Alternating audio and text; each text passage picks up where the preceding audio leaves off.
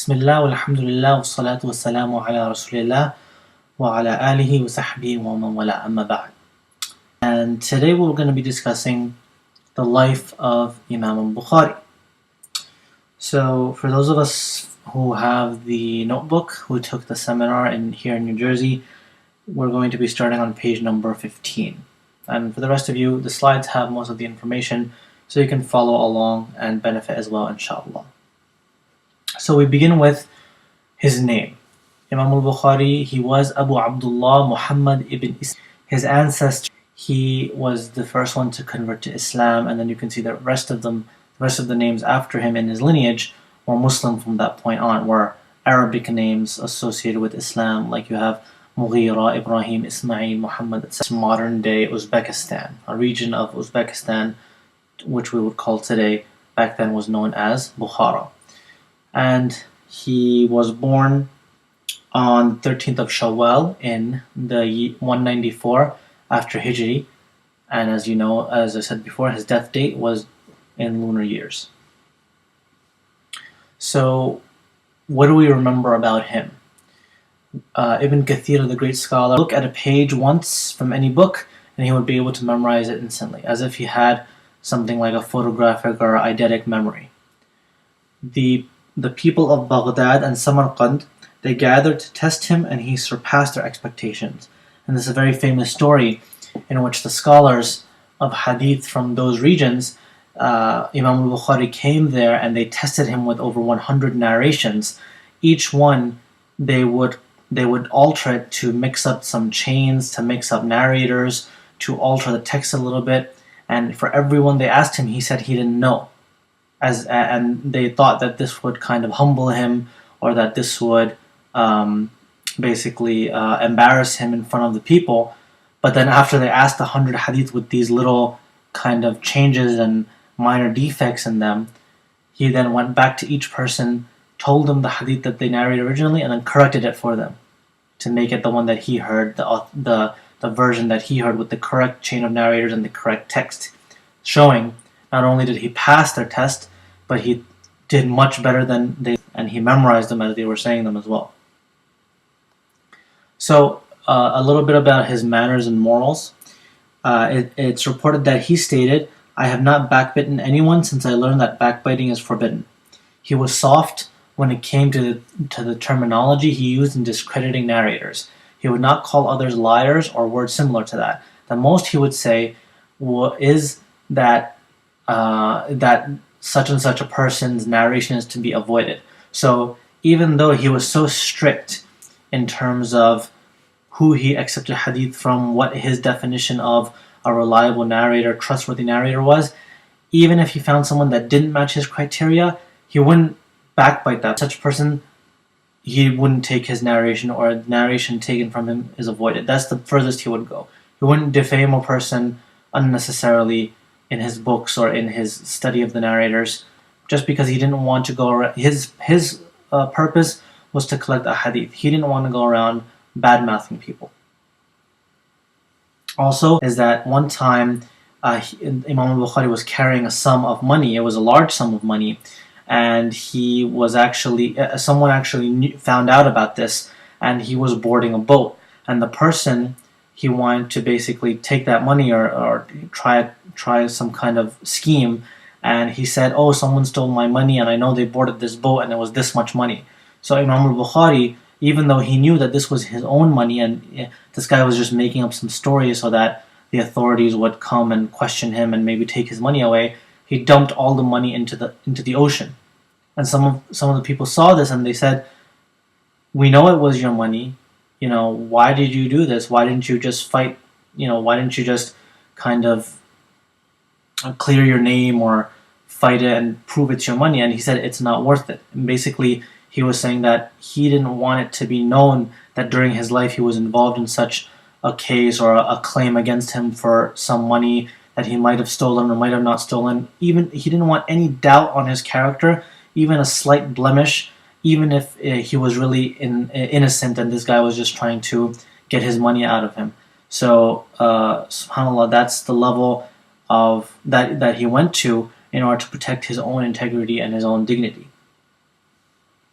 Also, he used to finish one reading of the Quran every 3 nights in prayer.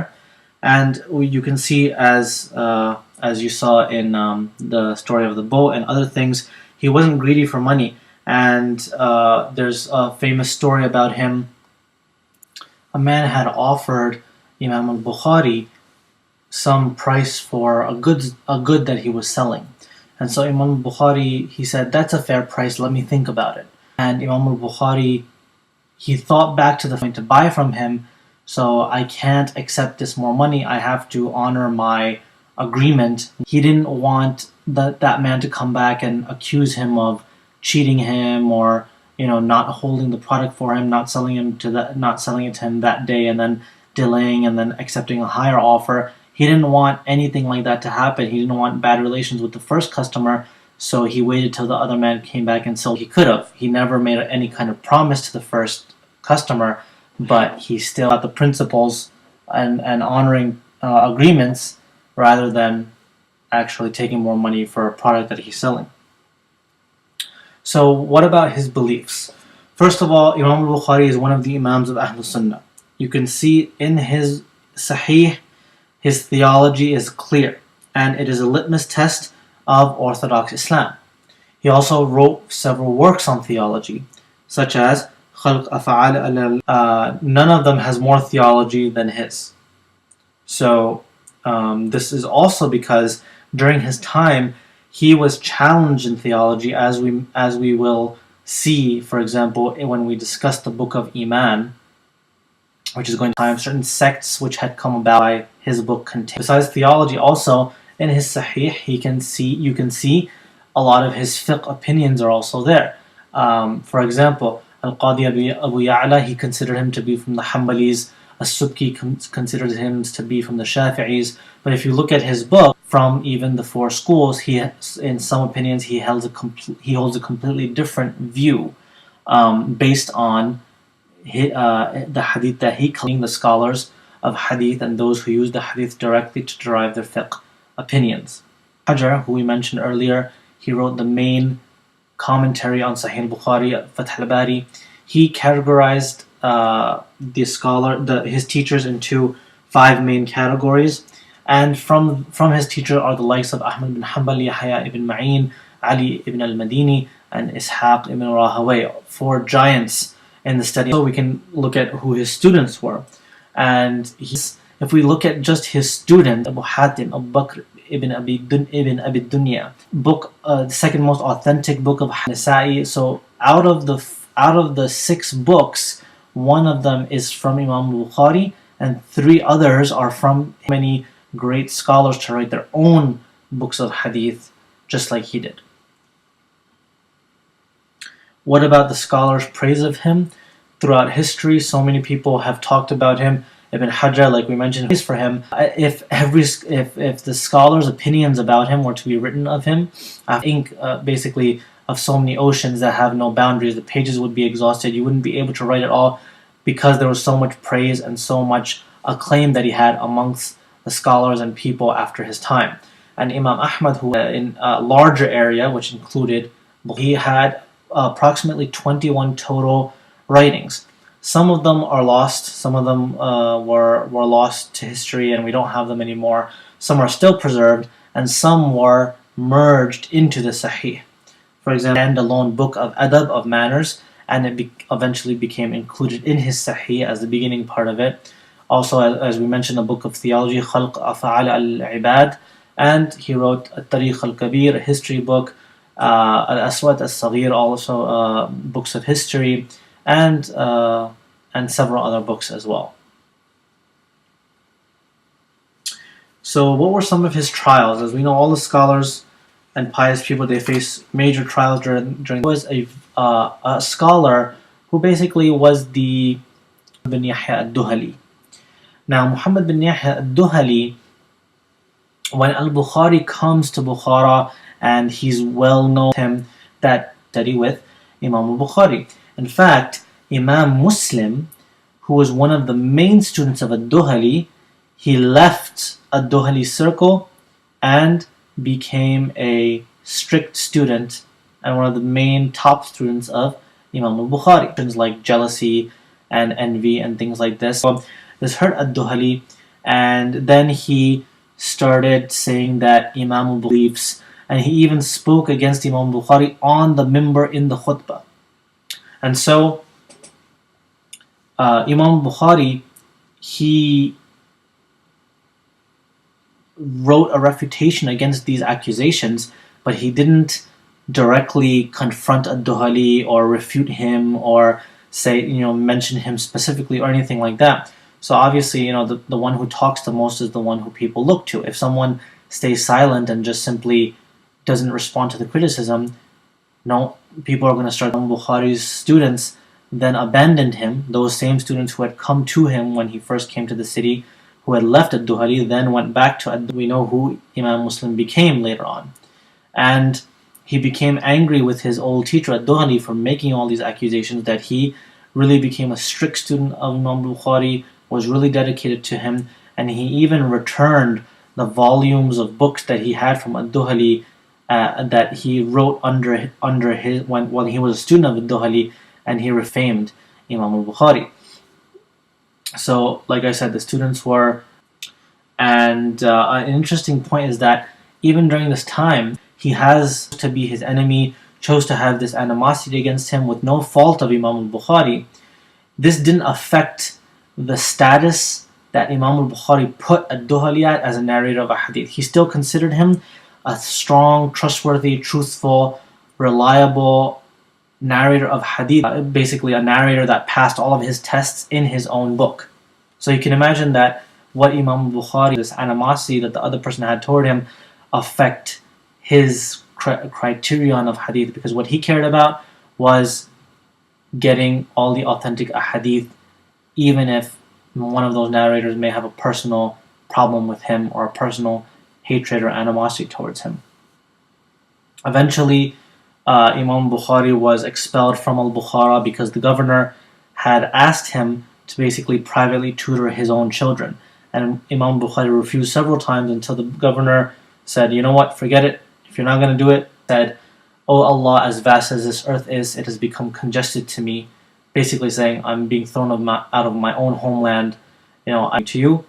And he passed away on that year, 256 AH. Eid, he passed away. What a blessing passing, and what a blessed life he led. Rahimahullah ta'ala. And so, inshallah, the next section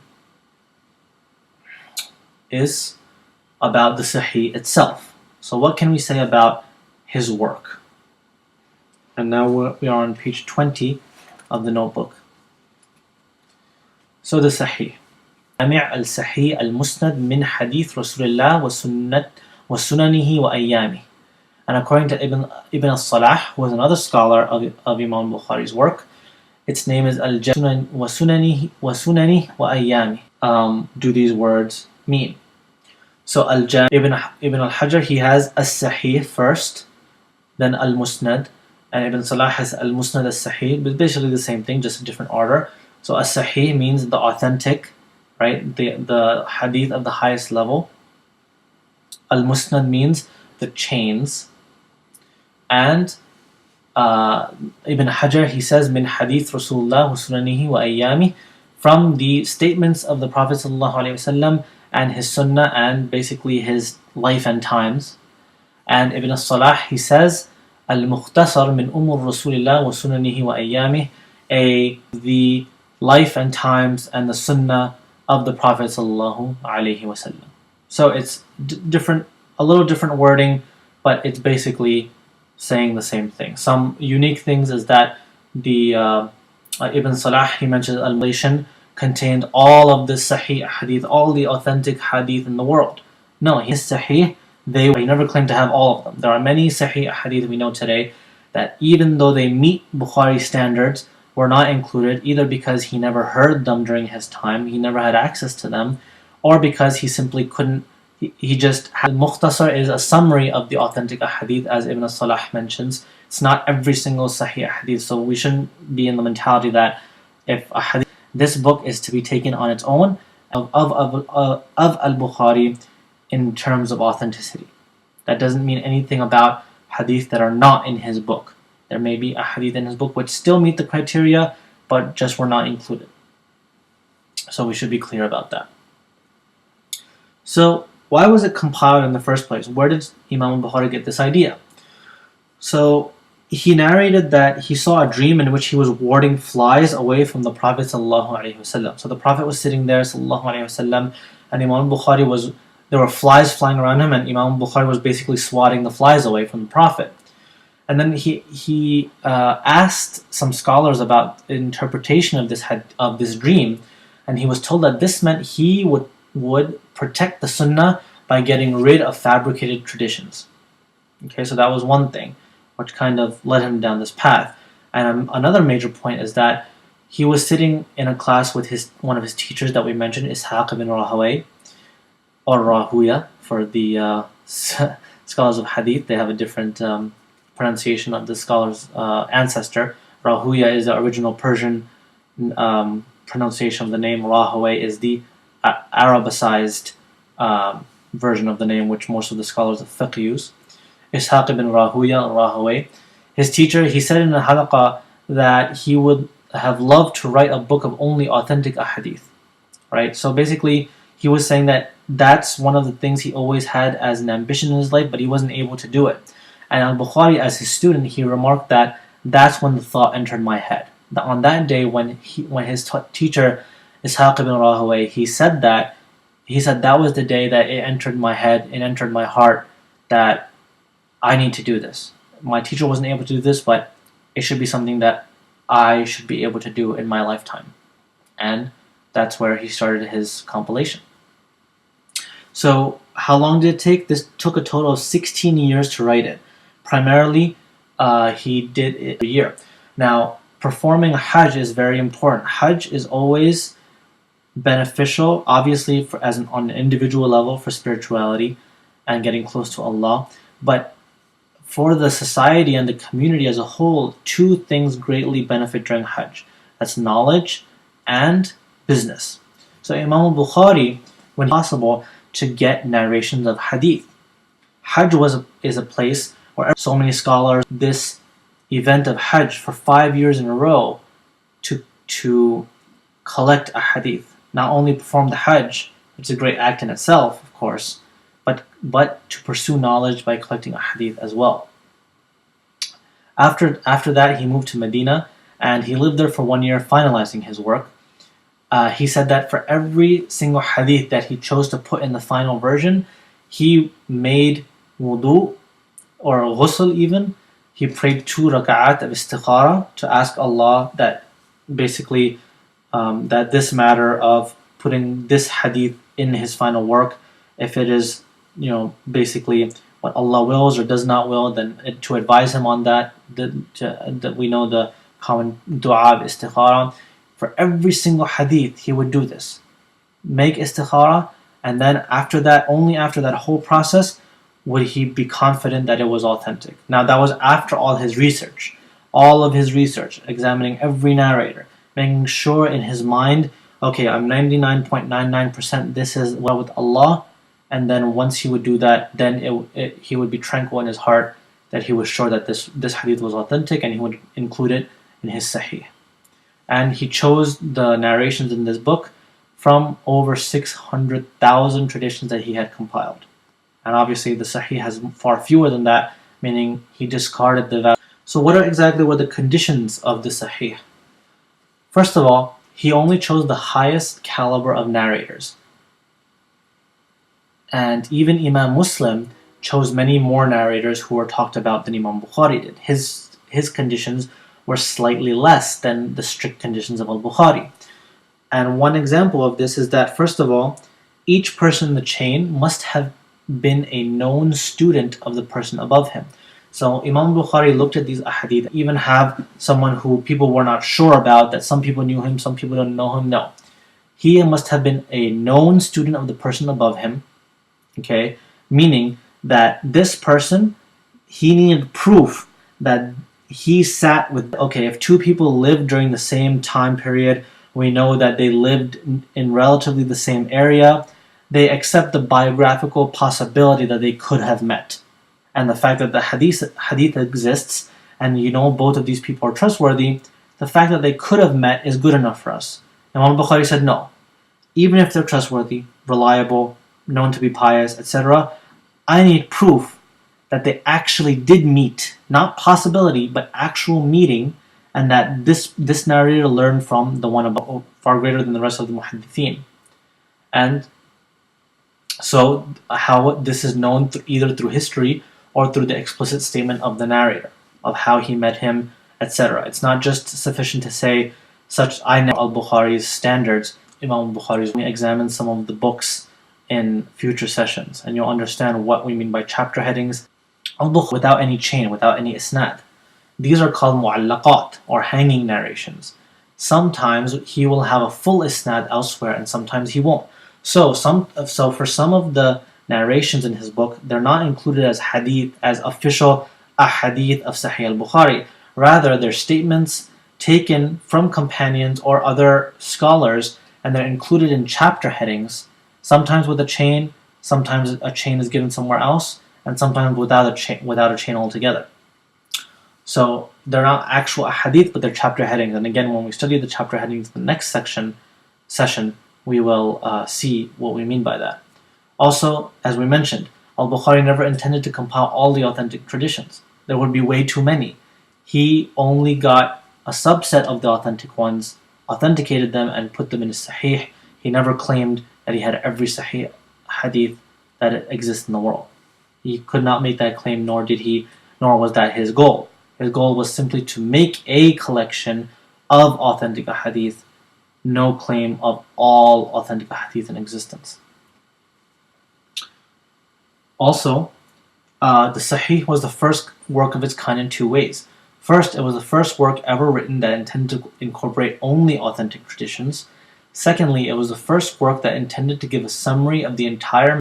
For the first thing is that, like we said, it was the first work intended only to incorporate authentic ahadith. Before that, books, or rather collections of ahadith, were kind of general. They included all the narrations and didn't really differentiate it, and left it for this pure message. So there were other books that compiled ahadith for specifically, wrote a work that was the first of its kind in that it had a complete study of Islam as a religion, all the sciences included, in one work. And so this is how it was unique compared to works before it. Now, the number of traditions and the book and the chapter headings. So there are a few differences over how you count the number of traditions and what is considered a book and a chapter. So there are a few opinions because the reason there's multiple opinions is because some scholars consider some traditions as one narration or two separate narrations. And there's also the problem of variant narration. So through some chains, this hadith exists with this specific wording. Through another chain, it might be the same hadith, but there might be some variations in how it was transmitted or the exact words used. So that's why some scholars combine those traditions, and then they would have a less number. Some scholars say, no, those are two separate ahadith, even though they're almost exactly identical, so we have to treat them as two separate traditions. So the most common printing has 7,563 hadith in 97 books. Now obviously this has a lot of repetition. So Ibn Hajar, he says that without repetition, there are 2,602 mawsul hadith and 159 mu'allaqat for a grand total of 2,761. And the last thing we'll do is just give you an overview of the books that are just a general trend. You can see it begins with revelation, belief, knowledge. Then it goes into things related to the salah. First, before you pray, you have to do wudu. You have to know about ghusl. You have to know about the women's menstrual periods, when they can pray, when they can't pray. Also tayammum, in the absence of water. Then he finally gets into salah, the virtues of the musalla, the prayer hall, the times of prayer, calls, etc. All the things about prayer, all the way until you get to zakat, obligatory charity tax, the zakat, and then zakat al-fitr. And then he gets into hajj, umrah, the pilgrims prevented from completing the pilgrimage, etc., the penalties during Hajj Medina. Hajj, he does fasting. Fasting, Ramadan, i'tikaf. Then he gets into things like business, sales and trade.